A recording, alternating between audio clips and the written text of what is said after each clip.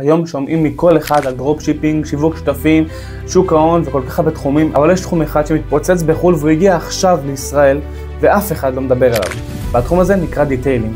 אז מה זה דיטיילינג בכלל? דיטיילינג זה בעצם שיטת טיפוח הרכב. אנשים מוכנים לשלם בין 150 ל-350 שקל על שעה וחצי של עבודה בשביל שתנקו להם את הרכב עד הבית שלהם.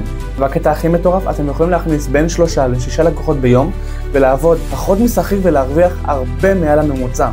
אם שכיר מרוויח בערך 30 שקל לשעה, אתם יכולים להרוויח לשעה 150 שקל. ואם אתם מכניסים 6 לקוחות, זה יוצא לכם מעל ל-1,000 שקל ביום על בערך 6 שעות עבודה.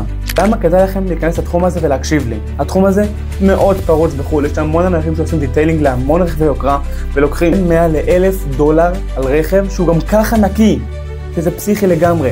ופה בארץ אין בכלל תחרות, אף אחד לא מכיר את זה, ורק הבודדים שעושים את זה מבינים את המשמעות ואת הפוטנציאל המטורף לעשות מזה אשכרה כסף על כלום שעות עבודה.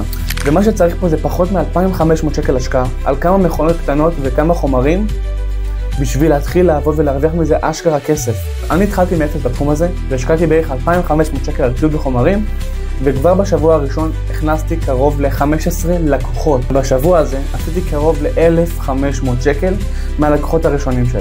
אם אתם אוהבים את עולם הרכב, זה התחום בשבילכם, אני מבטיח לכם, זה תחום שהוא עכשיו במגמת עלייה. כמו עריכת וידאו וניהול סושיאל, התחום הזה הוא פי 2 במגמת עלייה, כי אין אף אחד שעושה אותו. יש בודדים בארץ שעושים אותו ואני אחד מהם.